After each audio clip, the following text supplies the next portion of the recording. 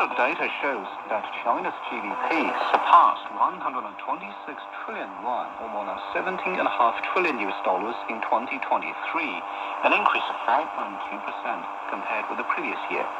According to the National Bureau of Statistics, the value added of the primary industry was nearly 9 trillion yuan, an increase of 4.1%. The value added of the secondary industry registered an increase of 4.7%, while that of the tertiary industry grew by 5.8%.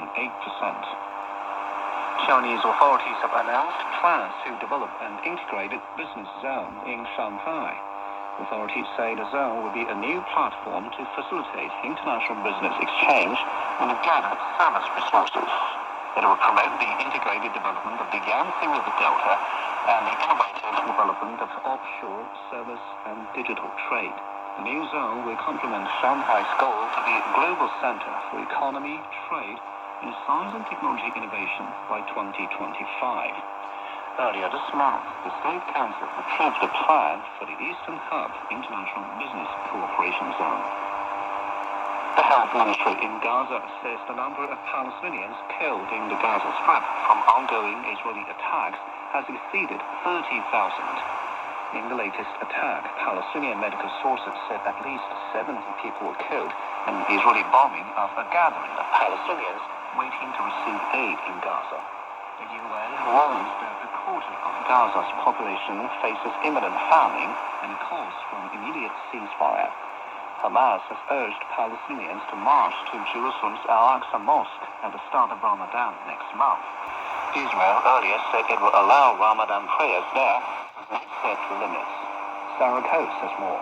Israeli War Cabinet overnight made a decision to strip Itamar Ben-Gvir, that's that great far-right national security minister, of his power to make decisions regarding the Al-Aqsa Mosque, a flashpoint area in Jerusalem over the Muslim holy month of Ramadan.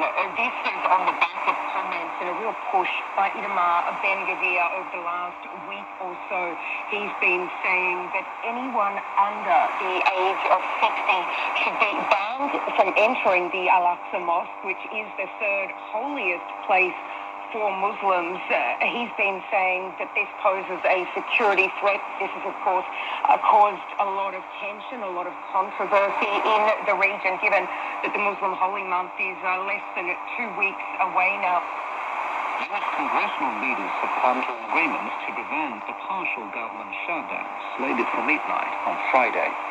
Democratic and Republican leaders agreed to finance certain government sectors. They also decided to prolong the existing deadlines, buying Congress more time to craft annual spending bills. In January, Congress approved a stopgap funding bill that would keep part of government open until March 1st and keep other agencies funded until March the 8th.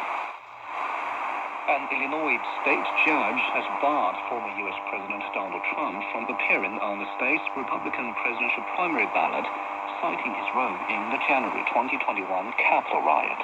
The ruling comes just before Trump and President Joe Biden are expected to visit the country's southern border to talk about migration. The two opponents have put immigration on the agenda, as a new poll suggests it has become the top issue for voters. The UN peacekeeping mission in the Democratic Republic of the Congo has closed its first base in South Kivu after a mission that lasted 25 years.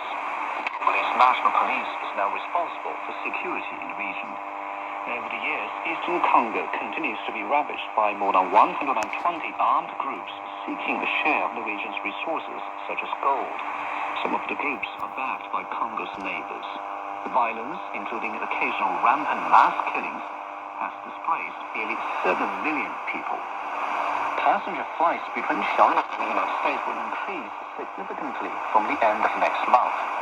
Chinese and U.S. airlines can operate 100 scheduled passenger flights per week, starting from March